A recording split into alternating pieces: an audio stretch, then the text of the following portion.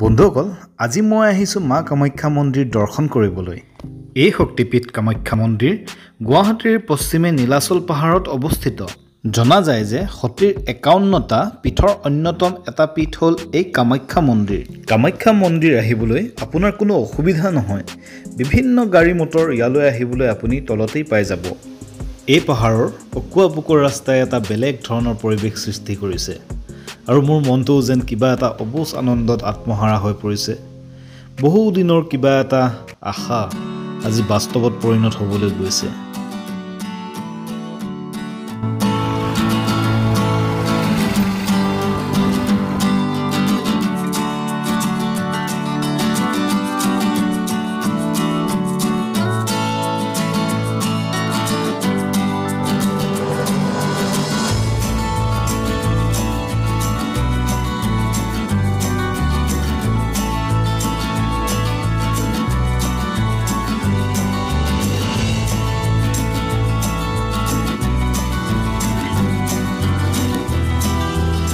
আৰু মই পাই গ'লোহি মন্দিৰৰ ওচৰত। ইয়াৰ পৰা অকণমান দূৰ খোজকাঢ়ি গ'লেই পাই যাম মন্দিৰত।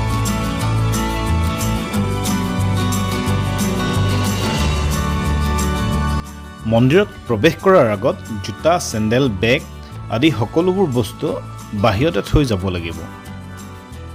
আৰু সেয়া ৰাখিবলৈ হ'লে বাহিৰত বহুতো দোকান আছে, তাতে থৈ যাব পাৰিব। আৰু সেই দোকানৰ পৰা আপুনি যিকোনো কিবা এটা বস্তু কিনি ল'ব লাগিব। বন্ধুসকল, এই মন্দিৰ প্ৰথমে নিৰ্মাণ কৰিছিল নৰকাসুৰে। পিছলৈ এই পীঠ মাটিৰ তলত বিলুপ্তপ্ৰায় অৱস্থাত পৰিণত হৈছিল। এই পৰ্বতত যিসকল লোকে বাস কৰিছিল তেওঁলোকে মাটিৰ টিলা এটাকে দেৱস্থান বুলি মানি লৈ পূজা কৰিছিল।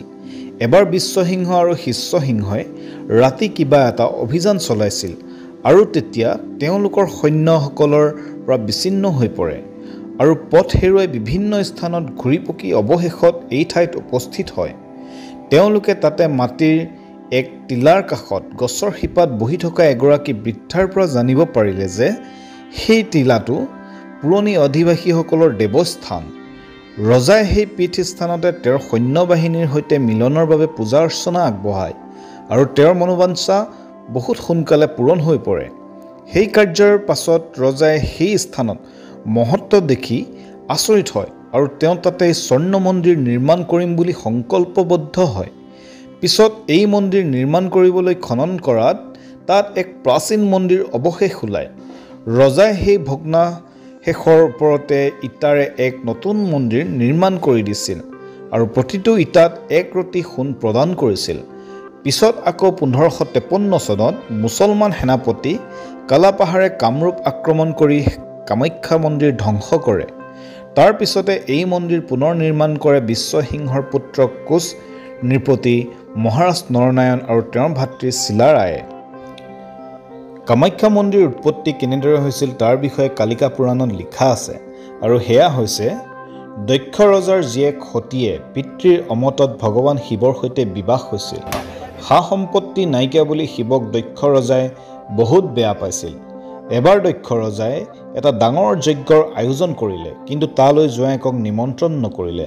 তথাপিও সতীয়ে বিনা নিমন্ত্ৰণে পিতৃৰ যজ্ঞস্থলীত উপস্থিত হ'লগৈ।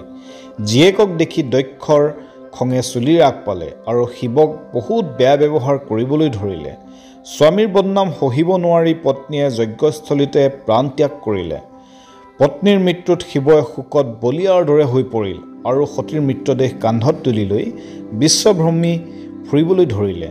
এনেদৰে ঘূৰি ফুৰোঁতে লাহে লাহে মৃতদেহটো গেলি শৰীৰৰ অংশবোৰ ঠায়ে ঠায়ে পৰি গ'ল। সতীৰ দেহৰ বিভিন্ন অংগ বিভিন্ন ঠাই পৰাত সেই ঠাইত একোখন দেৱীপীঠৰ সূচনা হৈছিল। য'তেই এনে অংশ পৰিল তাতেই একোখন তীৰ্থস্থান গঢ়ি উঠিল। নীলাচল পাহাৰত সতীৰ যোনিভাগ পৰিল আৰু তাত কামাখ্যা দেৱীৰ মন্দিৰ প্ৰতিষ্ঠা হ'ল।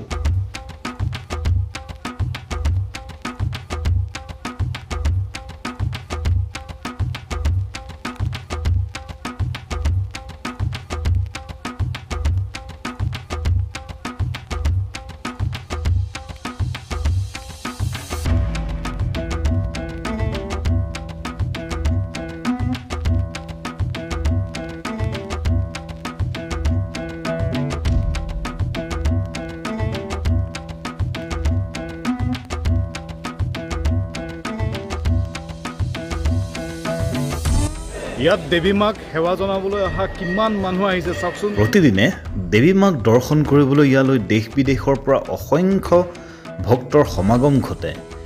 যদিহে ভিতৰত গৈ কোনোবাই দৰ্শন কৰিব বিচাৰে তেতিয়াহ'লে বহুত দীঘলীয়া লাইন কৰি কেইবা ঘণ্টাৰ পাছতহে দৰ্শন কৰিবলৈ সক্ষম হয়। বহু সময় আৰু ধৈৰ্যৰ বিনিময়ত মাক দৰ্শন কৰি মনত শান্তি লাভ কৰিব পাৰিব। আচৰিত লাগে, এবাৰ যদি লাইনত ৰৈ দিয়ে বহু সময়ৰ বাবে লাইনতে ৰৈ থাকিব লাগে। লাইনত ৰোৱাৰ পাছত কোনো উপায় নাথাকে লেট্ৰিন বাথৰুম যোৱাৰো। তথাপি কিন্তু কোনো মানুহৰ মনত অশান্তিৰ ভাৱ দেখা নাপালোঁ। সকলোৱে দেৱী মাৰ নাম লৈ উল্লাহেৰে আগবাঢ়ি যোৱাহে দেখা গ'ল।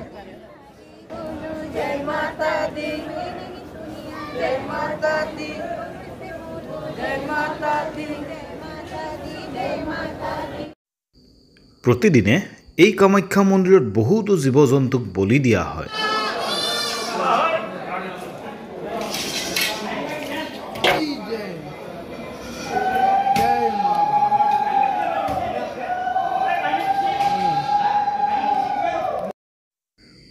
বহুতো ভক্তই নিজৰ সন্তানৰ জন্মৰ পৰাই চুলি নাকটাকৈ থাকি এই কামাখ্যা মন্দিৰত সন্তানৰ চুলি কাটি বিসৰ্জন দিয়েহি।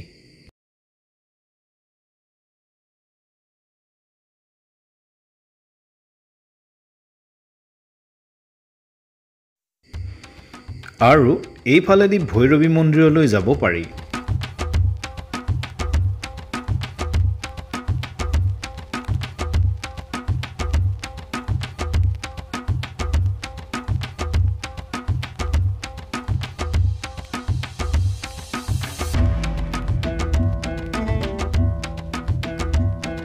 আৰু মই এয়া পাইছোঁহি ভৈৰৱী মন্দিৰ।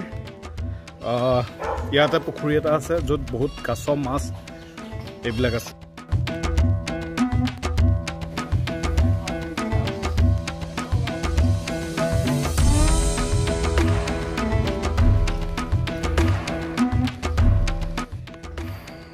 এইটোৱে সেই পুখুৰীটো য'ত বহুত মাছ আৰু কাছ আছে, কিন্তু পুখুৰীটো চাফা নকৰাৰ বাবে বহুত লেতেৰা হৈ আছে।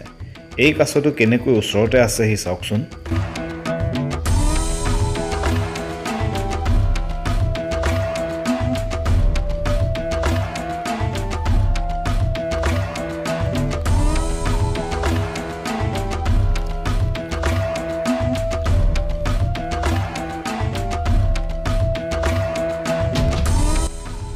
আৰু সেইকেইটা পাথৰত জিৰাই আছে কাছ, ওচৰৰ পৰা চাওঁগৈ ৰ'ব।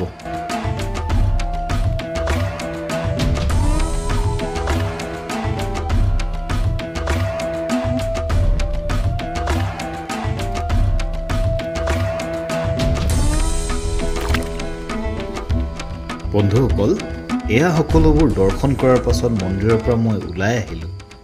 কিন্তু ঘূৰি আহোঁতে এজন পংগু মানুহক কিবা এটা দি থৈ আহিলোঁ আৰু মোৰ এই মা কামাখ্যা মন্দিৰ দৰ্শন সমাপ্ত কৰি মনলৈ প্ৰশান্তি নমাই আনিলোঁ। জয় মা কামাখ্যা।